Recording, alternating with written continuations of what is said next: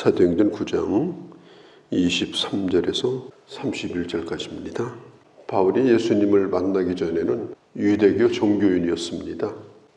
그는 율법의 기준으로 볼 때는 흠이 없는 사람이에요. 그는 바리새인입니다. 하나님에 대한 열심이 얼마나 특별했는지 누구도 그를 말릴 수가 없었어요. 그게 하나님을 기쁘게 하시는 일이라고 생각을 한 거죠. 그 일이 뭐냐? 교회를 핍박하는 일이었습니다. 바울이 볼 때는 예수 믿는 사람은 이단이었어요. 이단의 교수인 나사렛 예수가 죽고 절대로 살아날 리가 없는데 살아났다고 헛소문을 퍼뜨리고 다니고, 이제는 무리를 지어서 그들의 수가 점점 불어나는 걸 볼 때 이걸 내버려두면 안 되겠다. 어떻게 하든지 이걸 흩어버리고 이걸 못하게 막아야 된다. 그게 하나님을 위하는 일이다. 그렇게 생각하고 그는 교회를 핍박하는 앞잡이가 된 겁니다. 먼저는 그가 스데반을 죽였습니다. 그리고 예루살렘에 있는 집집마다 다 다니면서 수색을 해서 예수 믿는 사람을 잡아들입니다. 그것도 부족해가지고 이제는 먼 데까지 예수 믿는 사람을 잡으러 가다가 다메섹 도상에서 그가 예수님을 만나게 됩니다. 죽은 줄 알았어요. 그런데 그가 예수를 만난 겁니다. 스데반이 죽을 때에 하늘문이 열리고 보라, 하나님의 아들 예수가 하나님 우편에 서 계시도다. 그게 사실이라는 것을 바울이 분명하게 그걸 알게 된 거예요. 3일 동안 먹지도 못하고 보지도 못하고 그런 침묵 가운데 시간을 보냅니다. 얼마나 많은 생각이 들었겠습니까? 내가 왜 스데반을 죽였을까? 나는 어떻게 되는 걸까? 그는 자기 눈으로 보지 못하니까 자기와 함께했던 사람들의 손에 이끌려가지고 다메섹으로 가게 돼요. 거기에서 아나니아를 만나서 두 가지 이야기를 듣습니다. 하나는 이방인과 임금들과 그리고 이스라엘 자손에게 예수 이름을 증거하는 그릇으로 하나님이 너를 불렀다. 그리고 네가 앞으로 가야 되는 길은 가시밭길이다. 고난의 길이다. 이 두 가지를 듣게 됩니다. 사도 바울이 그 길을 어떻게 갔는가? 그게 이제 사도행전 9장서부터 32절서부터 이제 시작이 되는 거예요. 12장까지 유대인의 장벽을 뛰어넘어서 이방인에게 이 복음이 옮겨가고 트르키에 터키 지방 전체, 그리고 마게도니아 지역, 지금 그리스 지역, 그리고 나중에는 노마에 이르기까지 그가 전도 여행을 한 거리가 16,000km입니다. 거기에다가 배를 타고 움직인 거리가 5,000km입니다.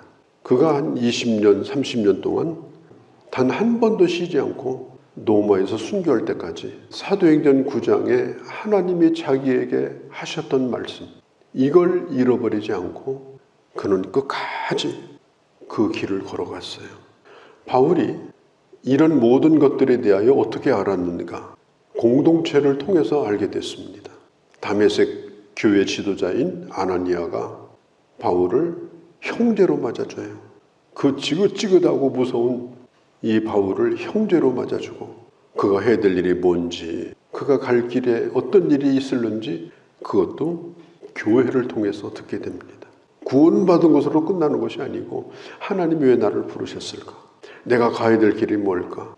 내 일생을 마칠까? 하나님의 말씀을 통해서 깨달아야 됩니다. 그리고 그 길에서 벗어나면 안 돼요. 일생도록 그 길을 가야 되는 거예요. 즉시로 이 바울은 하나님의 말씀을 증거하기 시작합니다. 그가 구원받고 하나님의 말씀을 전하는 자로 부름받았다는 얘기를 듣고 그는 즉시로 예수가 그리스도라는 거, 그걸 증거하기 시작합니다. 21절에 보면 사람들이 말해요. 아니, 저자가 얼마 전에 대제사장의 공문을 가지고 다니면서 미친 듯이 날뛰던 3일 전만 해도 사람들이 의아하게 생각을 했어요. 그래도 이 바울은 조금도 위축되지 아니하고 더 힘을 내서 기죽지 아니하고 나 같은 놈이 전도한다고 이게 되겠냐? 아닙니다.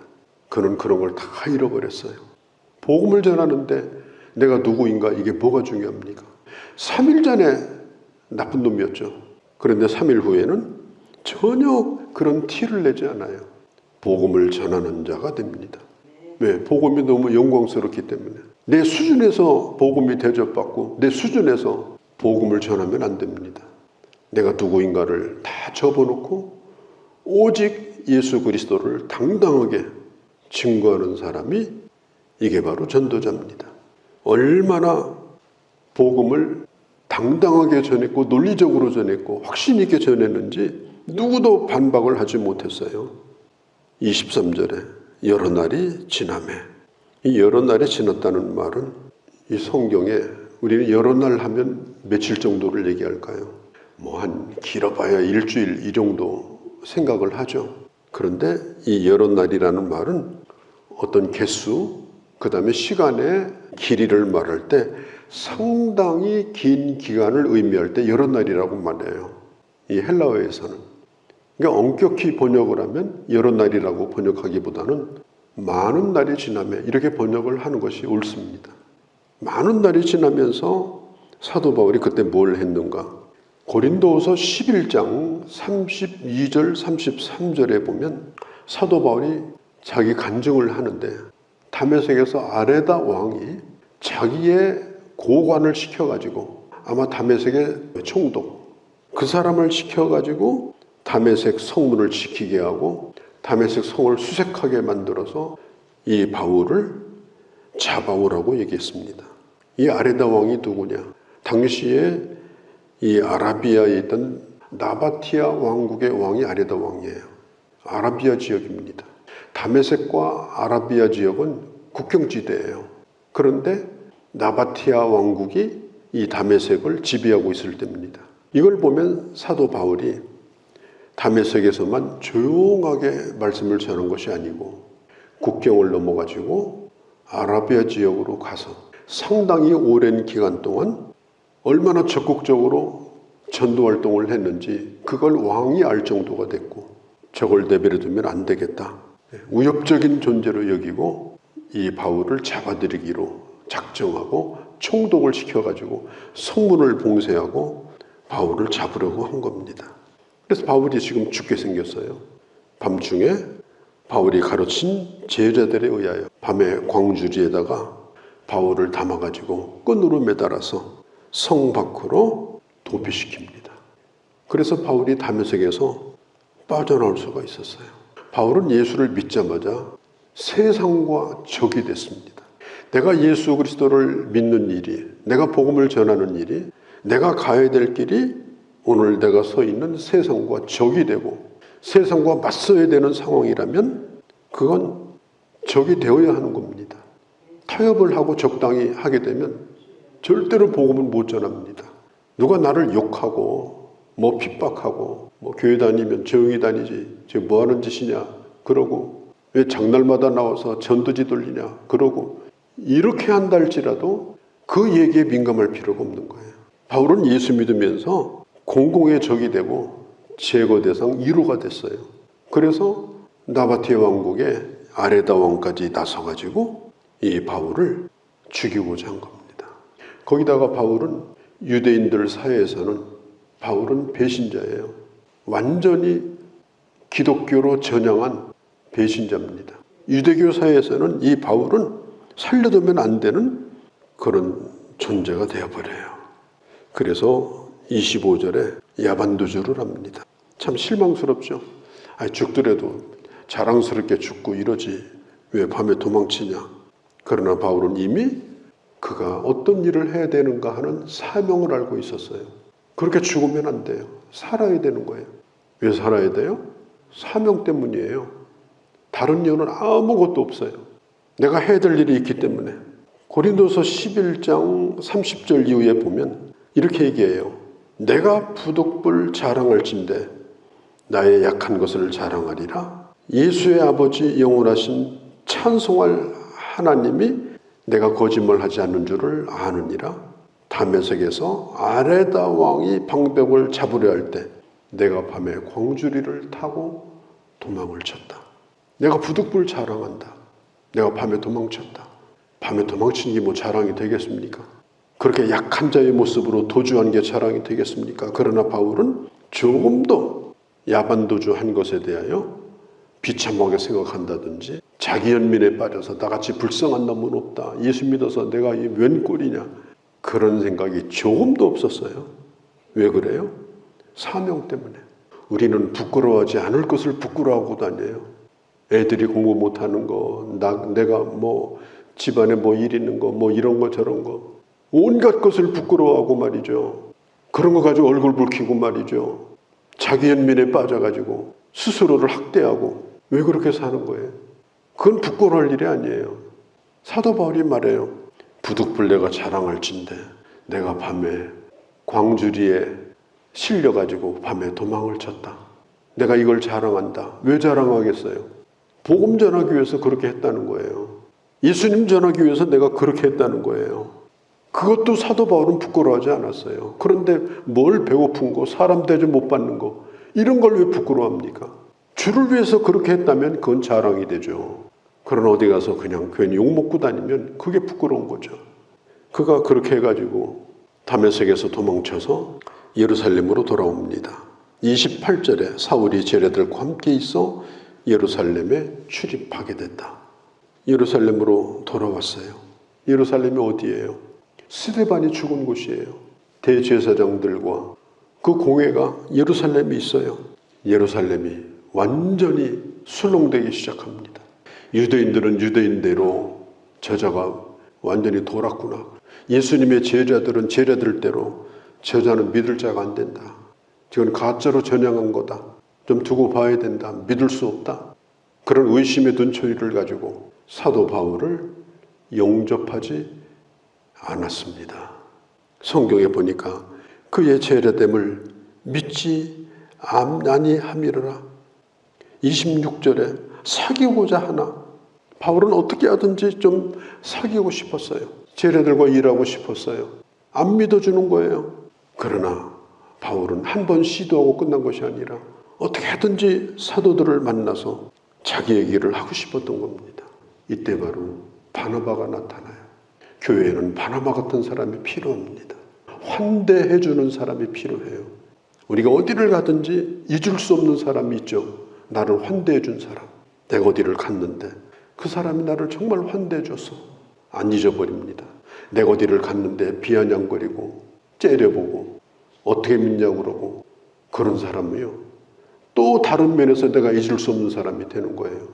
어떤 사람이 되면 좋겠습니까?